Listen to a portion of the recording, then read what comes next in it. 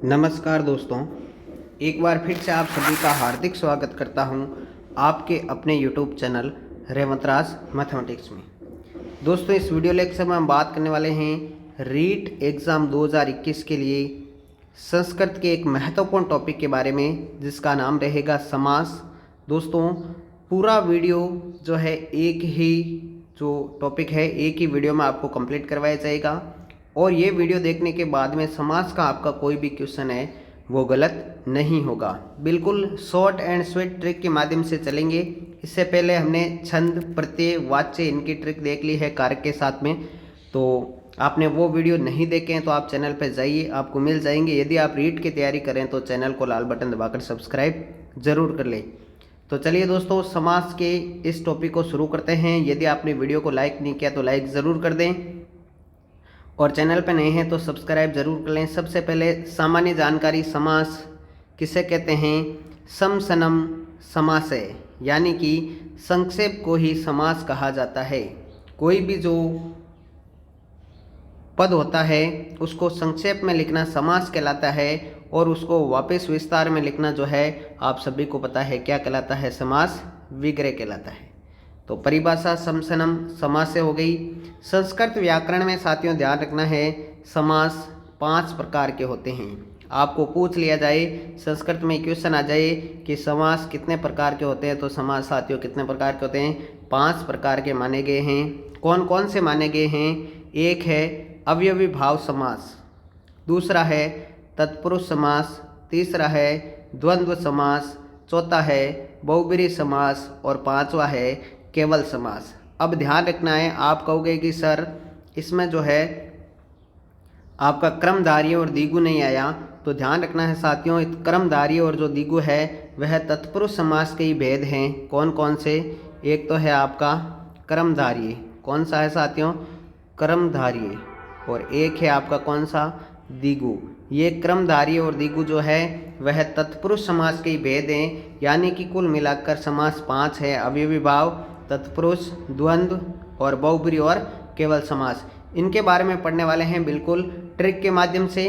तो चलिए शुरू करते हैं। सबसे पहले अपन जो समास लेंगे वो लेंगे साथियों तत्पुरुष समास। कौन सा समास ले रहे हैं साथियों? तत्पुरुष समास। तो तत्पुरुष समास जो है इसमें दूसरा पद प्रधान होता है साथियों। क्या होता है? दूसरा पद प्रधान। द्वितीय पद प्रधानो पदार्थ प्रधानो तत्पुरुष समास है, यानी कि यह जो समास है वह विभक्ति अर्थ में चलता है। किस अर्थ में चलता है साथियों? विभक्ति अर्थ में चलता है। द्वितीय विभक्ति से लेकर सप्तमी विभक्ति के रूप में ये चलेगा। तो सबसे पहले हम द्वितीय विभक्ति तत्पुरुष समास की बात कर रहे हैं।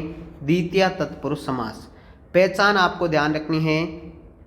पद के अंत में यदि आपको सृत, अतित, पतित, गत, अत्यस्त, प्राप्त, आपन ये शब्द आपको दिखे तो आपको ये समझना है कि वह द्वितीय तत्पुरुष समास होगा। कौन कौन से शब्द वापस देख लीजिएगा?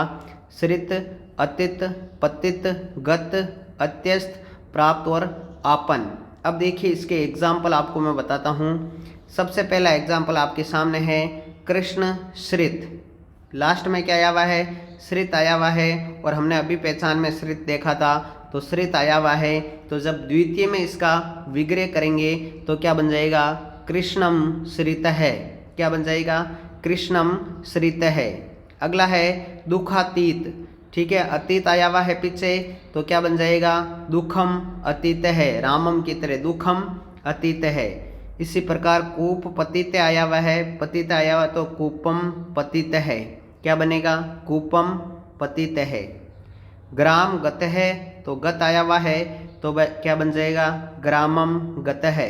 क्या बनेगा? ग्रामम गत है। इसी प्रकार से सुख प्राप्त, प्राप्त भी मैंने अभी बताया ऊपर, तो प्राप्त आएगा तो सुखम प्राप्त है। क्या बनेगा? सुखम प्राप्त है। भयापन है, आपन आएगा तो भयम आपने हैं। क्या बनेगा? भयम आपने हैं। तो प्यारे साथियों, द्वितीय तत्पुरुष में आपको यही ध्यान रखना है कि शब्द के अंत में आपको क्या दिखे? सृत, अतित, पतित, गत, अत्यस्त और प्राप्त और आपन।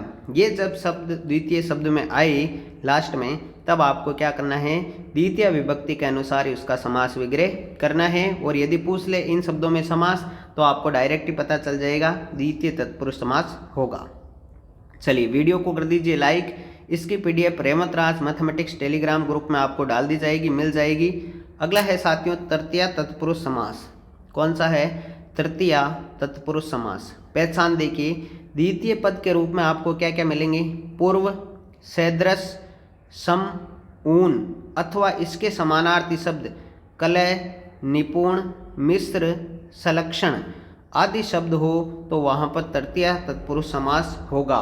यानी कि पहचान क्या है साथियों, द्वितीय पद के रूप में आपको पूर्व, सदृश, सम, ऊन अथवा इसके समानार्थी शब्द कलह, निपुण, मिश्र, संलक्षण आदि आपको दिखे तो वहाँ पर आपको तृतीय तत्पुरुष समास करना होगा।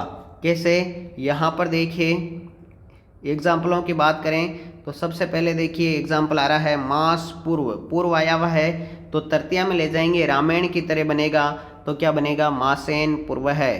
क्या बनेगा? मासेन पूर्व है।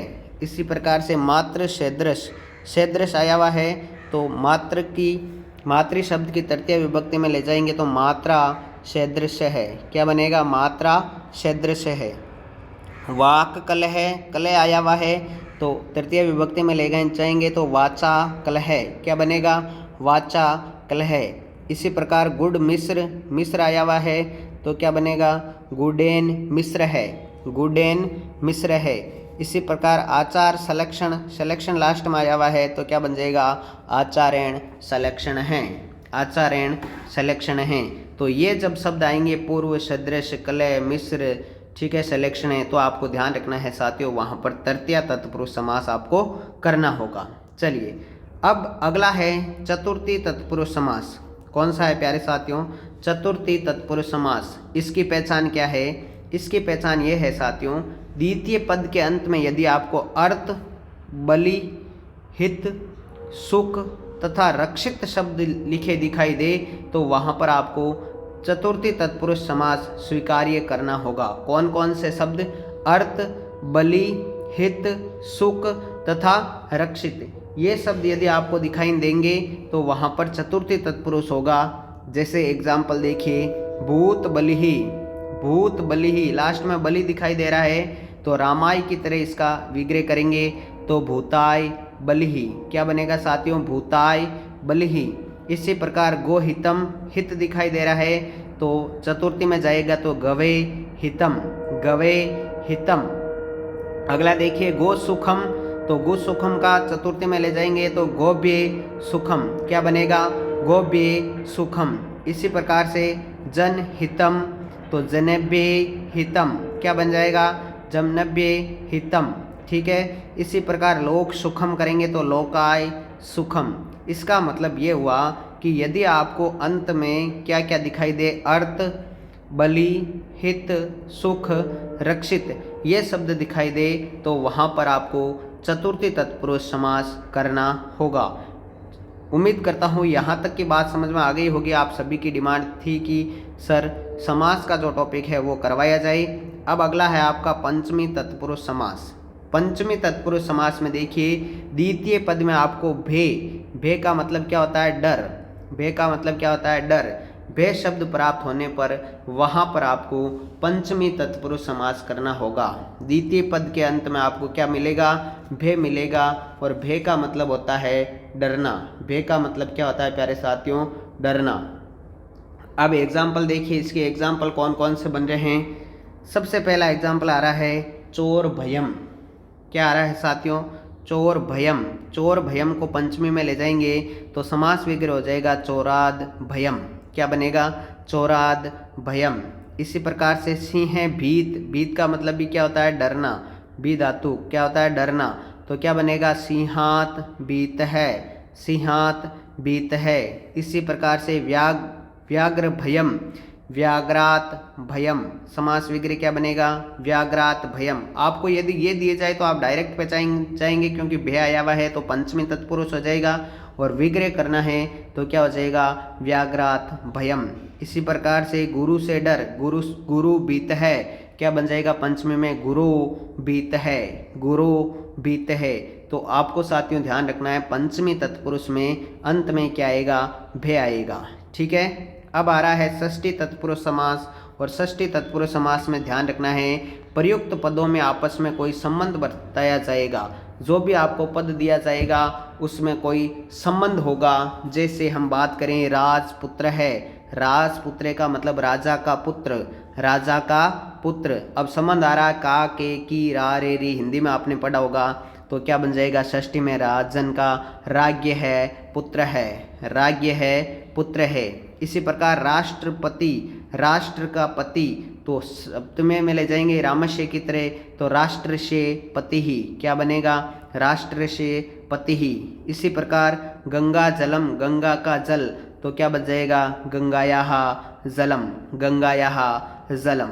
इसी प्रकार से मातृभाषा, माता की भाषा, ठीक है, तो षष्ठी विभक्ति में क्या बन जाएगा मातुः भाषाः, मातुः भाषा, क्या बन जाएगा मातु भाषा। इसका मतलब ये हुआ कि षष्ठी तत्पुरुष में आपको ये ध्यान रखना है जब प्रयुक्त पदों में आपस में कोई संबंध दर्शाया जाएगा तो वहाँ पर आपको षष्ठी तत्पुरुष समास करना होगा। यहाँ तक की बात समझ में आगे होगी। अगला है सप्तमी तत्पुरुष समास। सप्तमी तत्पुरुष समास देखिए, शब्द के अंत में आपको षोंड, धूर्त, चपल, निपुण, चतुर, पंडित, प्रवीण, पटु या कुशल, ये सारे शब्द यदि आपको शब्द के अंत में दिखाई देते हैं तो वहाँ पर निश्चित रूप से सप्तमी तत्पुरुष समास करना होगा। कौन कौन से शब्द, षोंड, धूर्त, चपल, निपुण, चतुर, पंडित, प्रवीण, पटु और कुशल। ठीक है साथियों, जैसे देखिए एग्जाम्पल आपके सामने आ रहा है, अक्ष षोंड है, पीछे षोंड आ रहा है तो सप्तमी में ले जाएंगे रामेशु की तरह, अक्षेशु षोंड है, क्या बनेगा साथियों अक्षेशु षोंड है। इसी प्रकार से अक्ष धूर्त, धूर्त आ रहा है पीछे तो रामेशु की तरह अक्षेशु धूर्त है, अक्षेशु धूर्त है। कर्म कुशल, इसका सप्तमी में ले जाएंगे तो कर्मणि कुशल है, क्या बन जाएगा समास विग्रह कर्मणि कुशल है। इसी प्रकार कला निपुण, लास्ट में निपुण आ रहा है तो रामायाम की तरह कलायाम निपुण हैं, कलायाम, रमायाम की तरह कलायाम निपुण हैं, रमा की तरह ये चलेगा कला का रूप, तो कलायाम निपुण है सप्तमी में। तो साथियों जब आपको शब्द के अंत में षोंड, धूर्त, चपल, निपुण, चतुर, पंडित, प्रवीण, पटु, कुशल आदि शब्द मिलते हैं तो वहाँ पर आपको सप्तमी तत्पुरुष स्वीकार करना होगा। तो साथियों ये था तत्पुरुष समास कंप्लीट हो गया है। उम्मीद करता हूँ आपको डिटेल से पूरा समझ में आ गया होगा। अब हम चलते हैं तत्पुरुष का ही एक भेद है, ये 2 नंबर मान लीजिए, या तत्पुरुष का ही भेद है साथियों, कौन सा, कर्मधारय समास। कौन सा है, कर्मधारय समास। आपको पहचान कैसे करनी है, जब विशेषण विशेष्य दिखाई देगा, किसी विशेषता बताई जाएगी किसी की, तो वहाँ पर निश्चित रूप से कर्मधारय समास होगा। ध्यान रखना है विग्रह करते समय आपको क्या ध्यान रखना है कि यदि विशेषण और विशेष्य हो तो वहाँ पर विग्रह 3 प्रकार से हो सकता है। कैसे कैसे हो सकता है, आपको क्या करना है, पुल्लिंग का जब विग्रह करेंगे तो चे अक्षो लगाना है, क्या लगाना है, चे असौ, चे असौ। और नपुंसकलिंग का करना है तो चे तद लगाना है, ठीक है, तद या तत्। फिर स्त्रीलिंग का करना है तो चे इयम लगाना है। ध्यान रखना है पुल्लिंग के में चे असौ, नपुंसकलिंग में चे तद या तत्, स्त्रीलिंग में चे इयम। जैसे कृष्ण सर्प, कृष्ण सर्प है, कृष्ण सर्प है, काला सांप विशेषता बताई जा रही है तो क्या बन जाएगा, देखिए कृष्ण है चे असौ, चे असौ लगाना है अपने को, कृष्ण है चे असौ सर्प है, कृष्ण है चे असौ सर्प है। इसी प्रकार से नीलोत्पलम में देखिए नीलम चे तद उत्पलम, मैंने कहा तद या तत् लगाना है तो क्या बन जाएगा, नीलम चे तद उत्पलम, नीलम चे तद उत्पलम। इसी प्रकार से सुंदर नारी, और मैंने स्त्रीलिंग में कहा चे इयम लगाना है तो सुंदरी चे इयम नारी, क्या बन जाएगा समास विग्रह सुंदरी चे इयम नारी, यानी कि सुंदर नारी। इसी प्रकार पितास्व, पितास्व का क्या बनेगा, पीत है चे असौ अश्व है, पीत है चे असौ अश्व है। समझ में आ गया। तो ध्यान रखना है जब विशेषण विशेष्य वहाँ पर आपको उपलब्ध मिले तो पुल्लिंग का करते समय चे असौ लगाना है, नपुंसकलिंग में चे तत् या तद लगाना है और स्त्रीलिंग में चे इयम का प्रयोग करना होगा। ये था क्रमधारय समास। क्रमधारय समास में ही यदि बात करें तो एक आता है उपमान और उपमेय।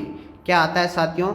उपमान और उपमेय। जब उपमान और उपमेय आपको दिखाई देता है तो ध्यान रखना है विग्रह करते समय जहाँ पर उपमा बताई जाएगी वहाँ उपमान उपमेय निश्चित रूप से होगा। विग्रह करते समय पहले उपमान को लिखना है, फिर बीच में इव जोड़ना है। क्या जोड़ना है? इव जोड़ना है और लास्ट में उपमेय को लिख देना है, वही उसका समास विग्रह हो जाएगा। जैसे घन श्याम, घन श्याम उपमान उपमेय है तो क्या बन जाएगा? घन इव श्याम है।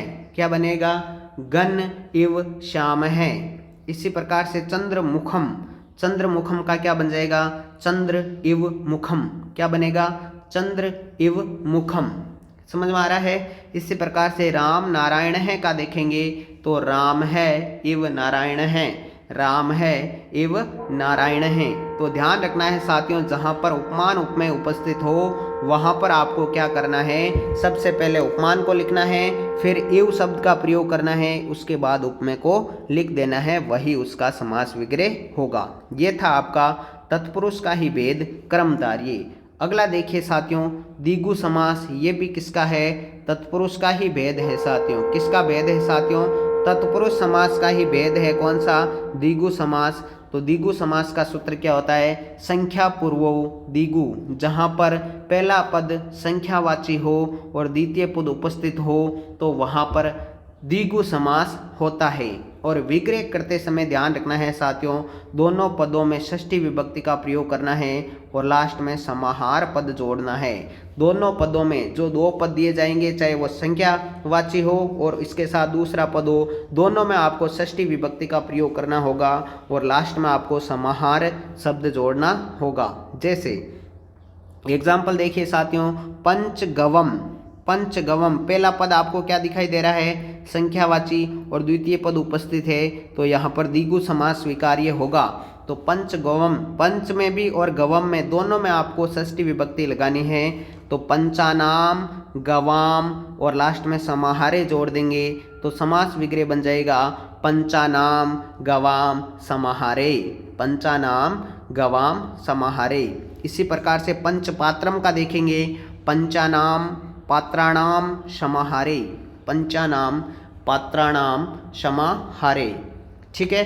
इसी प्रकार से चतुर्मुखम का देखेंगे, चतुर्णाम मुखानाम समाहारे, चतुर्णाम मुखानाम समाहारे। यहाँ पर एक मोस्ट है त्रिलोकी का, इंपॉर्टेंट है, ध्यान रखना है, पूछा गया है एग्जाम में। तो त्रिलोकी बनेगा त्रियाणाम लोकानाम समाहारे। क्या बनेगा? त्रियाणाम लोकानाम समाहारे। तो साथियों ये कौन सा हो गया आपका? ये आपका हो गया कौन सा? द्विगु समास, जो कि तत्पुरुष का ही भेद था। आगे बढ़ते हैं अगले समास की ओर। अगला इंपॉर्टेंट समास है साथियों द्वंद्व समास। कौन सा समास है साथियों? द्वंद्व समास। द्वंद्व समास की पहचान क्या है? उभयो पद प्रधान है द्वंद्व समास है। यानी जिस समास में दोनों पद प्रधान हो वहाँ पर द्वंद्व समास होता है। द्वंद्व समास तीन प्रकार का होता है, तीन रूपों में चलता है, इतरेतर द्वंद्व, समाहार द्वंद्व और एक शेष द्वंद्व। अब तीनों का अलग अलग समास विग्रह होगा, किस प्रकार से करना है ट्रिक के माध्यम से हम चल रहे हैं साथियों। वीडियो को लाइक नहीं किया तो लाइक ज़रूर कर दीजिएगा। सबसे पहला है इतरेतर द्वंद्व समास। इतरेतर द्वंद्व समास में ध्यान रखना है आपको, विग्रह करते समय प्रत्येक पद में आपको चे जोड़ना है साथियों। प्रत्येक पद में आपको क्या ऐड करना है? चे जोड़ना है। जैसे राम लक्ष्मणौ, क्या आया है शब्द? राम लक्ष्मणौ। यहाँ पर राम और लक्ष्मण दोनों पद प्रधान हैं तो क्या बनेगा? राम चे लक्ष्मण च है, राम है चे लक्ष्मण है चे। ठीक है। अगला है राम भरत लक्ष्मणा, तो राम है चे, भरत है चे, लक्ष्मण है चे। यानी सब पदों में आपको क्या करना है? चे ऐड करना है, चे जोड़ना होगा। इसी प्रकार से कृष्णा अर्जुनो, तो कृष्ण चे अर्जुन चे। इतरेतर द्वंद्व की क्या पहचान है? आपको प्रत्येक पद में क्या जोड़ना है साथियों? चे जोड़ना होगा। इसी प्रकार से समाहार द्वंद्व देख लीजिए। समाहार द्वंद्व में क्या है, प्राय नपुंसकलिंग एक वचन में प्रयोग होता है और विग्रह करते समय तयो या तेसाम समाहारे, तयो समाहारे या तेसाम समाहारे जोड़ दिया जाता है। जैसे पाणी पदम, तो पाणी पदम का विग्रह करेंगे तो पाणी चे पादो चे तयो समाहारे, चे तो जोड़ना ही है आपको साथियों, चे अर्थ में द्वंद्व समास होता है, चे तो आपको जोड़ना ही है और अंत में तयो समाहारे या तेसाम समाहारे जोड़ना है। तो पाणी पदम का हमने देखा पाणी चे पादो, पाणी पादम का हमने देखा पाणी चे पादौ चे तयो समाहारे। ये हो गया आपका कौन सा, समाहार द्वंद्व समास। अगला आपका है एक शेष द्वंद्व समास। कौन सा है साथियों, एक शेष द्वंद्व समास। ऐसे पद जिनका समस्त पद बनाते समय एक ही पद शेष रहता है उसे एक शेष द्वंद्व समास कहा जाता है। जैसे रामौ, क्या आया है, रामौ। अब रामौ द्वितीय में आया है, ध्यान रखना है, द्विवचन में आया है, द्विवचन में आया है तो इसका विग्रह 2 बार करेंगे और चे जोड़ेंगे, राम चे राम चे, राम है चे राम है चे, रामो बनेगा। अब वृक्षा देखिए, छात्र है छात्रौ छात्राः, वृक्ष है वृक्षौ वृक्षाः, ये बहुवचन में आया हुआ है तो इसका 3 बार लिखेंगे, वृक्ष है चे वृक्ष है चे वृक्ष है चे, ठीक है। और रमे, रमा रमे रमः 2 बार द्विवचन में आया हुआ है इसलिए क्या करेंगे, रमा चे रमा चे। तो आपको एक शेष द्वंद्व में ध्यान रखना है कि समस्त पद बनाते समय जो है एक ही पद शेष रहता है और वचन के अकॉर्डिंग उसको इतनी ही बार लिखा जाता है। जैसे रामो, रामौ द्विवचन में था तो राम है चे 2 बार लिखा, वृक्षः बहुवचन में था तो 3 बार लिखा, वृक्ष है चे वृक्ष है चे वृक्ष है चे। इसी प्रकार से रमे द्विवचन में था तो रमाचे रमाचे। ये आपका हो गया कौन सा, द्वंद्व समास। अगला है साथियों बहुब्रीहि समास, जो कि काफ़ी इंपॉर्टेंट होता है। अन्य पद पदार्थों, अन्य पदार्थ प्रधानों बहुब्रीहि समास है। जिस समास में अन्य पद की प्रधानता होती है, तीसरा अर्थ निकलता है, वहाँ पर आप सभी को पता है कौन सा होता है, बहुब्रीहि समास होता है। और विग्रह करते समय लास्ट में यस्य से या यस्या से जोड़ा जाता है। तो वीणा पाणी, वीणा पाणी, वीणा है हाथ में जिसके, तो तीसरा अर्थ क्या निकल रहा है, सरस्वती। क्या निकल रहा है, सरस्वती। तो इसका जब विग्रह करेंगे साथियों तो वीणा पाणौ यस्या सा, स्त्रीलिंग है इसलिए यस्या आएगा, पुल्लिंग है तो यस्य आएगा। तो वीणा पाणौ यस्या सा। इसी प्रकार चंद्रशेखर, चंद्रशेखर में क्या हो जाएगा, चंद्र है शेखर यस्य से, चंद्रशेखर, ठीक है, चंद्रमा है सिर पर जिसके, शिव, तो चंद्र है शेखर यस्य से। कंठे काले, तो कंठे काल है यस्य से। पीताम्बर है, देखिए पीताम्बरम आ जाता है, पीताम्बरम आता है तो वहाँ पर आपको कर्मधारय स्वीकार्य होगा, ठीक है, पीले वस्त्रों वाला, ठीक है, पीले वस्त्रों वाला। यहाँ पर पीताम्बर है, पीले है वस्त्र जिसके, तीसरा अर्थ भी निकल रहा है तो पीतम अम्बरम यस्य से। जब विसर्ग लिखा आएगा पीताम्बरम में तो आपको निश्चित रूप से बहुब्रीहि करना है, पीतम अम्बरम यस्य से, पीतम अम्बरम यस्य से। तो बहुब्रीहि समास में क्या होता है, अन्य पद की प्रधानता होती है, तीसरा अर्थ निकलता है और विग्रह करते समय यस्य से या यस्या से का प्रयोग किया जाता है। ये हो गए आपके समास। अब इसमें लास्ट एक और बचा है जो कि आपका कौन सा रहेगा साथियों, वो आपका बच गया है अवयवी भाव समास, जो कि हमें पहले पढ़ना था, हम पढ़ रहे हैं सबसे लास्ट में। ध्यान रखना है, देखिए पूर्व पद की प्रधानता होती है वहाँ पर अवयवी भाव समास होता है। पूर्व पदार्थ प्रधानो अवयवी भाव समास है। यह 16 अर्थों में प्रयोग होता है। 16 अर्थ में सारे नहीं बताऊंगा, लेकिन जो आपकी परीक्षा की दृष्टि से इम्पोर्टेंट है, रीड की दृष्टि से, वो सारे हम देखने वाले हैं। सबसे पहले विभक्ति अर्थ में, पहला है विभक्ति अर्थ में समस्त पद में आपको अधि अव्यय मिलेगा, आगे अधि उपसर्ग मिलेगा और द्वितीय पद आपको दिया जाएगा। तो समास विग्रह में आपको द्वितीय पद में तो सप्तमी कर देनी है और लास्ट में इति जोड़ देना है। जैसे अधि हरि, क्या बन रहा है, अधि हरि, तो अधि हरि, हरि में आपको सप्तमी करके हरौ बना देना है और लास्ट में इति जोड़ेंगे तो हरौ इति हो गया। इसी प्रकार अधि कृष्णम, तो कृष्णे इति हो गया। अधि रामम, रामे इति हो गया। यानी अधि अव्यय दिखाई देता है तो वहाँ पर द्वितीय पद में आपको सप्तमी करनी है और लास्ट में इति जोड़ना होगा। अगला है समीप अर्थ में, काफ़ी इंपॉर्टेंट है परीक्षा की दृष्टि से।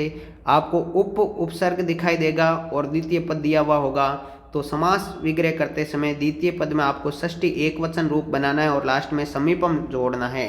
जैसे उप कृष्णम, तो क्या बनेगा कृष्णस्य समीपम, क्या बनेगा कृष्णस्य समीपम। इसी प्रकार से उप हरि, तो क्या बनेगा हरे समीपम।